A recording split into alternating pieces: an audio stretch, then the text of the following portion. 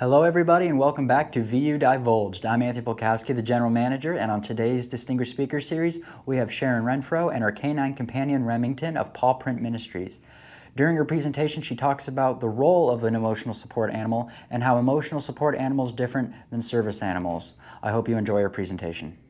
All right, so I am Sharon. I am actually a first grade teacher in my day job. Remington is part of Paw Print Ministries. We are a comfort dog organization out of Central Illinois. We have about 43 trained handler teams that work in our community. We have dogs in Texas and on the East Coast as well, and we work around Central Illinois, so Peoria, Springfield, Champaign, Decatur, and some in Southern Illinois as well. So we are... Actually, I am just going to start with Remy. Remy 6, I said that to you guys a little bit ago. He is the second of 3 dogs that I have trained in this program, and I have been training dogs for about 30 years. So this program, when I came into it, I already had background knowledge in training and handling of dogs. My first dog in the program passed away, and I had the opportunity to get Remington from a program that breeds service dogs. 2 of our other dogs in our program came from their breeding program, and we were given the opportunity to adopt from them. And so we went at 8 weeks old and got Remington and brought him from North Carolina to Decatur, and he went straight into training at that point. And so he has not known any other life but this. Our dogs are loved, they are part of our families, but they are first and foremost working dogs in our program. This is what they are trained to do, this is what they do every day. So he is at school with me every day in my first grade classroom, and he pretty much does this. This is what his really hard life consists of. We always say our dogs, their job is to make people smile. That's the easiest explanation of what a comfort dog is for. He loves treats, hates getting wet, and really likes to nap at my feet. Our program was started 10 years ago. This is actually our 10-year anniversary. Jennifer Dawn is our founder, and she was trained through Lutheran Charities for disaster response. And she did that for several years. Over the course of that time, she met comfort dogs while they were working. Dogs that were there specifically to work with first responders, but dogs also who could go into the shelters after disasters and work with the children and the families that were impacted. And during that time, she realized that there's a real need for that. There are not a lot of dogs that are well trained to do that job. Oftentimes with comfort dogs, people have a pet that's really sweet, really compliant, and they can be certified pretty easily through some organizations to do that, to simply go and be a happy presence that makes people feel better. Because there's just something about a dog that makes everybody smile, right? Everybody who came and petted him, there was a smile on your face. And that's fantastic. That's what they're for. Our program, though, the decision was made at the very beginning that that wasn't good enough.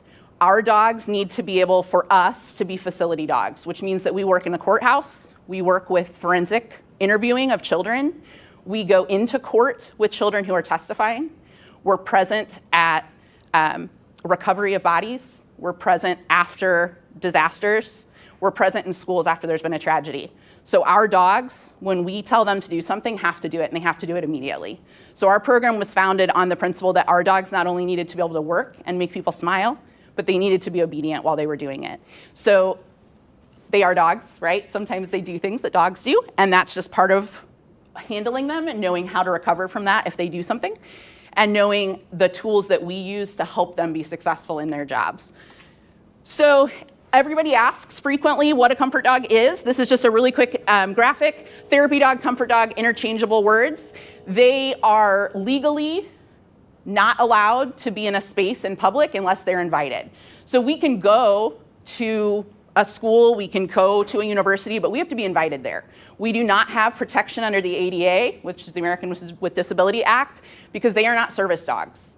They are also not emotional support animals. Emotional support animals are trained to work with one person to support their mental health. That is not what a comfort dog does. A comfort dog is trained to work with me in a situation where people need that support. So those are those key differences between what we are and what a service dog and an emotional support dog is. In the community, we do lots of really fun visits. We go visit schools when it's reading hour. We go and visit community events like at the library and all of those really fun things. Nursing homes, veteran centers. We also work, we have a dog that's a facility dog in a dental hospital, a dental office. We work also the hard things. We work when there's been a tragedy, when there's been a disaster. So that's kind of our list of the things, and we will go into those a little bit more in detail here in a minute. So in the year of 2023, we have 43 dogs working. We did 1,248 trainings and events. We had 9,618 volunteer hours. We are volunteers. Our board of directors are volunteers as well. Everybody does a regular job during the day, and then we do this in our free time. So we are a nonprofit organization run by volunteers. We track all of those hours for grants and funding purposes through any of that process. And so our contacts, 46,430 in the last year. So there are lots of organizations similar to ours. I kind of touched on that in the beginning. Those are some of the national ones, the different certifications that can be held.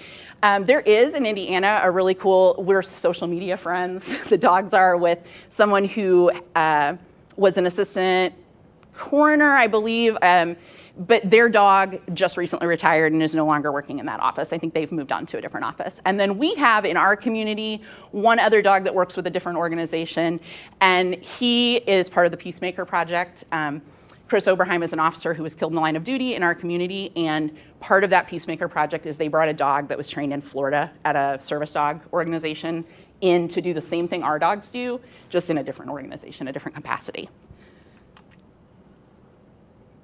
So in our program, I touched on that a little bit, that for us, it was very important that when our dogs go someplace that people consistently give feedback that our dogs are well behaved. Ideally, our dogs should just sort of fade into the background unless you're the person that needs their assistance. So we focus on very, very high impact training. It takes about 18 to 24 months for a dog to complete the program. To be invited to join that training, handlers and dogs are screened and temperament tested. A little bit of both for both.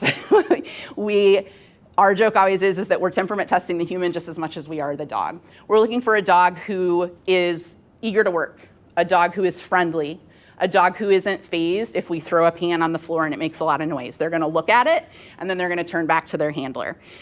They can't run, they can't go towards it. They've gotta kind of just be in the middle, be willing to ignore it. We are looking for handlers who are calm even when they're in a situation that is stressful, because if the handler is stressed out, they're not going to be able to do any good for the people that we're serving.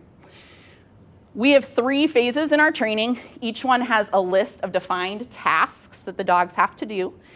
They get progressively harder. The beginning tasks are things as simple as when we ask the dog to sit, the dog stays in a sit until we tell them otherwise, and that's under distraction and under stress. So we might have a dog that stays in that phase of training for 7 or 8 months before they're ready to move on. And that often looks like a group of dogs will be put in a sit or a down, their handlers will leave the room, and then our trainers will come through and they will throw tennis balls, or they will drop pans behind them, or they will run a rolling cart past them. All of those things prepare them for what we encounter when we're out in the real world working. Not every dog completes it, and that's okay. Some of our dogs never get past to the final stages of training and certification. Doesn't mean that they're booted out, it just means they continue working. Some of those dogs who are at the secondary level of training are allowed to go out into the community with a mentor team. So we have a lot of mentor teams that work under us, and they're able to go as long as I am there and Remy is there to sort of guide them through any obstacles they get in, and also because I can say, it's time for your dog to go. It protects them, it protects the people that we work with. We are expected to continue training even after they're certified. So Remy got certified at 18 months old. He made it through the program in 18 months, but we still at 6 years old continue training. We're expected to attend a certain number of trainings every month, and we're expected to work at a certain number of events every month as well. Some of our dogs hold double certification in some of the other, like Alliance of Therapy Dogs, things like that, those international therapy dog organizations, and it's just another certification. Some of that has to do with insurance because our dogs are insured against any damage that they might cause when we're on a visit. And so ATD holds insurance on our dogs. We pay a fee through them, and so a lot of our dogs are double certified. So the training, the why. We put our dogs in intentionally stressful situations for them to learn 2 things. One, they need to learn that it's okay, the world isn't ending because something scary happened, but also because they need to learn that their default reaction should be, if I don't know what just happened, I'm gonna look at my handler because my handler's gonna make it fine. So you kind of see in our pictures, I've got couple slides of pictures of them. They're on picnic tables, they're on swings that move, they're in a helicopter, they're in strange costumes, which although they also make really cute photos to make people laugh, those experiences are valuable because it teaches the dogs that it's okay if it's weird. We also, through that training process, are looking for dogs that can regain their composure when we do something that makes them uncomfortable.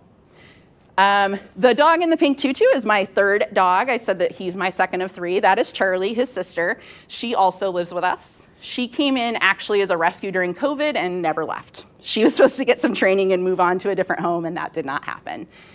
So, reasons that we train for the weird.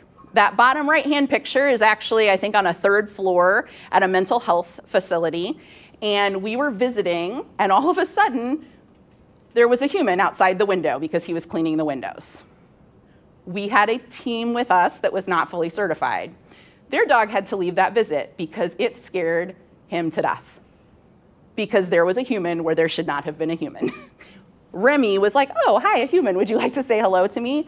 Because we've done enough strange things to him in training that it was okay, and he figured his life out. We do put them on boats, on the water, on moving docks. We do a lot of training with a theater group in our area because we will be at children's events, like at children's hospitals, and you never know when fuzzy characters are going to show up, and that can be very unnerving for a dog if they've never seen that before, to have a human-sized stuffed animal approaching them. Dogs can be in paw print ministries that are behaviorally appropriate. It doesn't matter what breed they are. It doesn't really matter what age they start our program. We don't have a cutoff.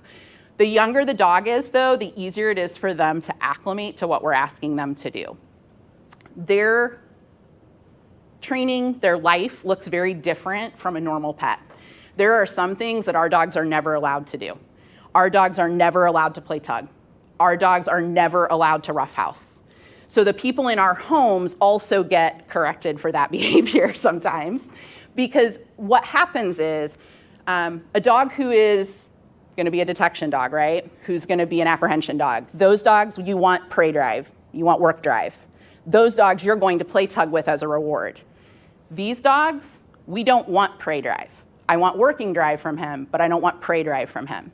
I need him to do this and be willing to lay like this in 99% of the circumstances where he works. So if his training or his life involves competitive games like tug, and he has a prey drive, and we're at a shelter, and there's a little kid with a toy swinging it around, what's my dog gonna do? He's gonna grab it, right? He can't, because he's gonna hurt somebody or scare somebody. So he has to understand that this is what his normal should look like. It does not mean he doesn't get to have fun. It does not mean he doesn't have a good life. There's just rules about what he's allowed to do. And it's why some dogs never make it through our program, because for some people, that's not something their life can support. Their lifestyle just doesn't support that sort of work. And that's okay. So like I said, we screen our handlers, we screen our dogs. We do a lot of in-depth interviewing with them, asking questions about what their background is. We have a lot of handlers who are teachers, counselors, social workers, first responders, several of them in our organization. And so we're looking for people who already have those background checks. We know they're gonna pass them, right? We know that they're gonna be somebody who's safe to go in and work with children and work with at-risk populations. And so that is a lot of our process. We are background checked, fingerprinted, we're on file with the county. And then the dogs, of course, have to be reliable. We have to know they're not gonna do anything that would accidentally hurt somebody. So he is a facility dog, which means that he works in a facility. We have dogs that are facility dogs at nursing care. We have dogs that are facility dogs at school. We are working on a facility dog program with our local court system. That right now looks like we bring in dogs and we are only there when they ask us to be. Ultimately, the goal in our county is that there would be a dog full-time in the courthouse. That is something that is becoming more and more prominent. And I think my next slide, actually school pictures. So when he is at school, does a lot of sleeping, does a lot of hanging out. The picture in the far right-hand corner, one of the things that Remy does in our building, because of what my specialty is at school, he helps with elopement. Elopement is when kids want to go for a jaunt alone away from all the adults that are responsible for them. And he wears a handle on his vest, and that handle is a really great tool because when I have a young friend that would like to not stay where I am at, I can send Remy with them, and I can ask them to grab Remy and bring them back to me. And so that goes a long way towards making sure that instead of escalating the situation by chasing a child, I'm giving them a task that brings them back to me without confrontation. And it works really well with little ones, and it works really well with big ones. I teach in a building that's K through 8, and so even the 8th graders are willing sometimes to do things for Remy that they would not do for an adult that they are upset with. So nursing homes, hospitals, veteran centers, all the things that you would expect to see there, right? Individuals who are in wheelchairs, who are using medical equipment, things like that. End-of-life visits are very common for us. So a facility can reach out or a family can reach out and ask us to do end-of-life visits. And that is something that we get training on how to deal with and how we can support a family that's going through that. And of course, we're also there to see medical staff because we all know that nurses and doctors and caregivers are under just as much strain as the patients that are there and the families that are there. So the lady on the bottom left is nonverbal. She does not talk, with the exception of she will talk to Remington. Actually, the first time that she did it, the staff was amazed because they hadn't heard her talk in months. And she had a full-on conversation with him. She was telling him jokes. So she is one of our favorite people to visit, but the dogs make a difference in a lot of situations. But in nursing homes especially, there are people who remember their dog. And they might not call my dog by his name. They might call my dog by their dog's name, but they talk and they have those memories and that enjoyment from interacting with him. And mostly, they interact with the dogs, not with us a lot of times. Sometimes they'll talk with us, but usually they just want to pet the dog and talk to them, dogs, which is fine. Comfort dogs in the court system. I said that our goal is to have a facility dog in that courtroom. This is Judge Little. He is retired now, but in 2019, he attended a conference, and comfort dogs were just sort of becoming a thing that we were exploring here in the United States. They've been in Europe for a lot longer than we have acknowledged them as an asset here. Judge Little was at a conference where there were several dogs from California that were already actively working in court, and he was super impressed by them. He was impressed by their training, their ability to just lay and be present in a meeting, although sometimes we lay in really inconvenient spots. So he came back, and he knew our organization existed. I was a volunteer with CASA, which is Court-Appointed Advocacy for Children, and I was already familiar with him because of that work. He presides over our family court and drug court both. When he came back, we sort of started discussing what that might look like in our county. And in 2021, the Bar Association here finally said that it was something they would support. They issued a statement urging districts to participate in programs like this one. The second paragraph is their statement. Basically, they are legally neutral companions, and that research shows that although some people would think that they might bias a jury, that is not the case because they really don't see the dog. The dog is usually at the feet of the person testifying, and in most cases with kids, at least in our county, they're interviewed outside of the courtroom on video, right? Like they're not looking at the people, their voice is being heard. And so the dog can lay at their feet and nobody ever knows the dog is there. So our state's attorney has a partnership with us and we bring dogs in and out. Typically the way it works is a family will be asked if they have a preference for a small dog or a big dog. We sort of assess a little bit, do they have any fears? We do have a German Shepherd that works a lot at the courthouse for some families. That dog is a little bit scary. And so instead that handler might come and trade out and take Remington or take one of our other Goldens or our Poodles, things like that.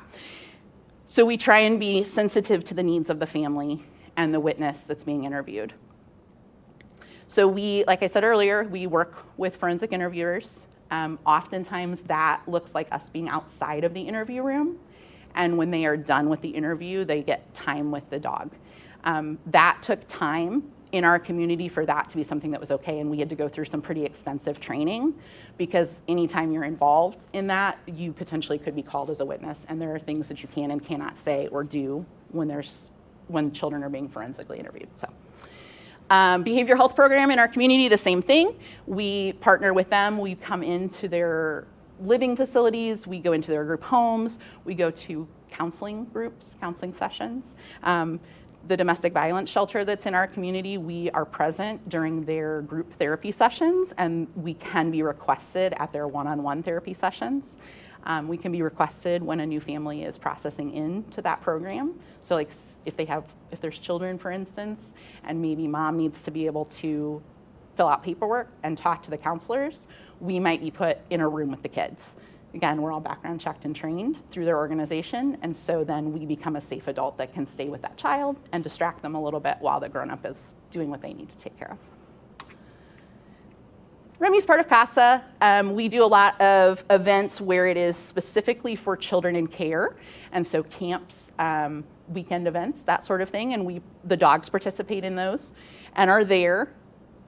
Present in counseling sessions, present just for fun, right? Because some of those kids have never met a dog that's actually friendly and they're afraid of dogs. And so this goes a long way towards helping them learn some of those skills that come along with understanding that animals can be fun. So disasters, I talked about that a little bit, that the dogs can be either at the shelter where people are at afterwards. Most commonly though, we are there for first responders.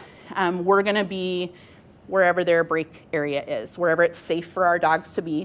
And that depends on what has happened, and it depends on whoever's in charge at that situation. Some of the people that we work alongside really want the dogs in a very central location to where their staff is working. Some of them prefer that we be stationed at a church farther out where people can come to us if they want us. And it is just, we do whatever the person in charge of that disaster asks of us. And so a lot of our job is just to wait and be told where to go. We're one of the moving pieces when there's response teams. Tragedy deployments for us are anytime there is a death at a school, a death of an important community figure. We are sent when there are retrievals after a drowning, things like that. We're sent to be with wherever the chaplain is at is usually where we are in these situations. We are part of the crisis flight team in Macon County, and that is a team that is organized through Macon Pyatt Special Education. And they put that team together post-COVID to sort of organize how schools respond when there's been a tragedy. So before COVID in our communities, when something would happen, the school would handle it by itself. And you might see them reach out to a local pastor, or maybe they might call the school in the next town and say, hey, we could really use another set of hands. This crisis flight team has counselors, pastors, social workers, our teams, teachers, psychologists, all sorts of people that are there and a resource that's ready.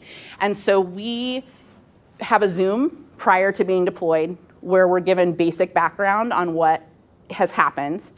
And they produce a statement that teachers can give to their students. So we help the teachers. How do you tell a 6-year-old that their classmate has passed away, right? That's not something you deal with every day as a teacher. So they give age-appropriate scripts, essentially, to teachers. And then we are sent in to the building, and we are with the counselors. So the chaplains and the counselors and the dogs are usually stationed in what we call a safe room. And so when a child is upset at school, then they will send them to us. And typically the dogs sit with the child. We as handlers don't talk with the child other than just, oh my gosh, I'm so glad to see you. Would you like to pet Remington? This is my dog. We fill it with a little bit of nonsense talk that gets their mind off of it. When that child is calmed down enough to be having a conversation with me, then I tag in a counselor or a chaplain, and then they do their job. And I fade into the background. My dog stays where he is. Busy hands usually make loose lips. And so if they're petting the dog and they're occupied, they are more willing to talk about what's wrong and process through it. And that goes from the tiniest little kids to the oldest football players on the high school football team. Last summer, we had a very bad car accident in a town near us, and several of the football players did not survive the accident. The ones who did were airlifted out. So we were immediately deployed out through this program. We were at the school. They opened the school that afternoon for people to come. We attended the funerals, we attended the visitations. During the visitations, we were split. We had some dogs in the visitation lines with people, and we had some dogs with the team and the coaches. And so we also attended the funerals, and then we went back. That happened when football season started, so like July or August. And then when the first day of school came, we were redeployed. When the first football game came, we were redeployed. So we follow sort of those schools. Along with that, there's business cards over there. The reason we have business cards is because when we go to events, whatever it might be, whether it's fun or whether it's something like the tragedy, we hand them out. Those get us. So that card, that social media, I run it. So a background checked handler is at the other end of those messaging systems. If it is something easy, right, that I can handle, like, oh, I'm so glad you checked in with me. If it's more than that and they're needing additional assistance, I can connect them with those services that they need. And so it is an opportunity for us to be able to give them a safe adult to reach out to. It's also really fun. They collect them like baseball cards. Even at the nursing homes, they like to hang them up on their walls and see how many of the 42 dogs they can collect. I would like to note that these pictures that you are seeing, they are used with permission from the people who are in them. The exception is that these pictures here, very few of any of the ones on the tragedy deployment pages are from real events. We do not take pictures at those. If we do, we take them outside like of the school. We might line the dogs up and take one and then say, our organization is thinking about whatever school. These are all from training scenarios. So when we train for these too. And we have tissues and we have cough drops and we have all the things that the dogs might encounter there, because the last thing we want is for somebody to be crying and wiping their eyes and for my dog to steal a tissue from them, which if he had his way, he would steal their tissue. So we train for all of that. These pictures are not from real tragedy deployments, they are from our trainings. First responders, anywhere the chaplains are at, whatever the chaplain tells us to do is what we do. So sometimes we accompany them when they need to visit with a family after a fire or after an accident. We usually are staged with the chaplain when there's a body recovery after a drowning. And then of course we do the fun stuff too. All the events what first responder families get to attend, we are there as just sort of a fun event and fun connections, especially for their kids. So Remy's second job, I do always point out at the very end of my stuff that Remy is with me all day, every day because of his first job. I do have a medical condition that he started alerting to because he is with me all day. And so he reliably alerts to that. He is my service dog as well as a comfort dog. We did not set out for that to be that, but because of his training and because he is with me so often, he did begin alerting. So he is a seizure alert dog. And so he is a little bit different than some of our other dogs because he is protected under the ADA because he is a service dog. You guys have any questions? I should probably look and see what time it is because I would talk about Remy all day. Do you guys have questions about what we do or about Remy or our training? All right. So then I need some volunteers. Do you have a question? Did you have one? I was just going to ask, how do you help train people with special needs and their erratic movements? So through practice. So we have the theater groups that we work with come in and we stage all of that. We also start out when they're very first in the program by simply putting them on the benches that they're on and then giving them distractions, including bumping the benches, moving them. That relates to later in their training when they might encounter someone who moves differently than a typical person, because what they learn when they're very new to the program is that even when something is weird, I just stop and I look at my handler, and my handler's gonna tell me how to handle it. So we start with this ingrained in them that the word NO means freeze. It means freeze and look at my handler. Actually, do you want to come up here? Do you mind? Are you like dogs? Remy, come. Let's go. Hi. So they are not, we do not use hand signals with our dogs. If you want to stand right there. We don't use hand signals with them for a couple of reasons. One, when we're out, everybody, oh, shake my hand. Oh, come here, puppy. We want them to listen to us. If I were to hand the leash off to somebody else, my dog is trained to go with them and listen to their commands. Not every dog in our program can be handed off to a second handler. By the time they get through our complete program, most of them can be, though. So if you want to pretend to be a really fun individual that we have met in the community who really wants my dog to come to you and call him. Come here, buddy. Come Nope. here. Come Good here. boy. Remy, come. Come here. Let's go. So the word no, right? He stopped and he was like, oh, what's mom doing? Sit. Good boy. He probably won't do it a second time. You want to try? Come here, buddy. Come here. I got a treat. You want a treat? Come here. Come here. Make friends. He was like, oh, man. So when we use that NO word, that means stop, look at me. Remember what you're supposed to be doing. And until I release him to go say hi, he shouldn't have taken a step forward to him at all, which you saw that I gave him a correction, right? The corrections that our dogs get are not intended to be, they're not intended to hurt them. They have really thick fur, right? It is a reminder that, hey, pay attention to me. That's all it is. They do wear collars on that are just like a uniform. Their vests, their collars are just like putting on a suit and a tie or any other uniform you would wear to work. It gets them in the mindset that it's time to do the job that I was trained to do. Remy, come. Good boy, thank you. So when we are training them because we do work in areas where they might need to be carried or might need to be placed up on something to keep them away from dangerous things, so in a disaster area, right?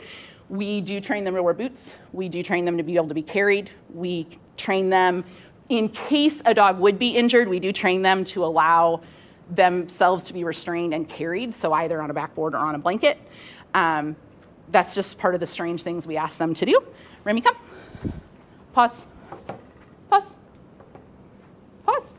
Good boy. He says that's really hard. So when we go to hospitals, nursing homes, we obviously don't jump onto the beds, but we do put our feet up with permission for people to pet free. And so they will stay where we ask them to stay until we give them either their free command or we give them let's go. And all of our dogs use common language. So that is why we can hand off a leash to a different handler, because everything in our program is structured with common language. So all of our dogs respond to the same commands, which sometimes for those of us whose voices, those of us who are teachers who have the same intonation to our voice when we're asking a class to listen, occasionally our dogs will hear a command from another handler that has a similar voice and they will do it because they're like, oh, I'm supposed to be doing that. Any other questions about training? I feel like I've talked a ton. Yes? You mentioned like tug is like they're not allowed to play and stuff like Yeah. that. Are there any like other games or like stuff? Like are they allowed to jump on beds or on the couches? So that's a little bit handler dependent. The answer is yes, they can get onto our beds if they're invited up. So we have a very strong system of I give permission first. So he took a step towards him, he got a correction. If he gets up on a bed and I haven't asked him up on the bed, he's gonna get removed from the bed and get a correction for that. Because if I didn't invite him to do it, it just ensures that he's listening and paying attention all of the time. So yes, my dogs are allowed on the bed, but when we ask them to get up there. They sleep on the couch in the living room. They're just like any other dog. If I ask them to get up though, they get up, so. Any other questions about him? You guys are welcome to see him. He does have business cards here. This is the bench that we use. Oh dear. Let's go. So when they are puppies, they have little tiny benches. Hop up, hop up. Yes, sit. Oh boy. And so, halt. So I could have done the whole presentation with him up there and he would have stayed there. He's 6 and he's not a small dog, so I try not to make him do that. When he was a puppy, it was a lot easier. Remy, come. Good boy. Good boy. So this is something, like I said, I'm a volunteer for, and I'm super passionate about what we do with the dogs. One of the biggest things for me is that he had to learn as a puppy that when I'm teaching, so our release word is free. But when I say free, it's with that tone of voice. What I learned very quickly, though, is when I praise my first graders and tell them, okay, we're done, it's with the same tone of voice that I use for free. So he had to learn to listen for the word, not my voice, not for my intonation. He had to listen for the word. And so he spent some time in training, set up on a bench, with me talking and me pacing and talking like I would to my students. And our trainer stood near him, and every time he started to make a move that showed us he was going to respond to something that wasn't his release, he was corrected. So he learned to be very observant of what my body and my voice, whether I'm paying attention to him and giving him a command or whether I'm talking to other people. It was just a bad habit that we had developed because I talk with my hands and I talk a lot. And so he had to learn to listen to what I was saying. So, and all of our dogs that work in facilities have their own little quirky things that we have to work through too that are unique.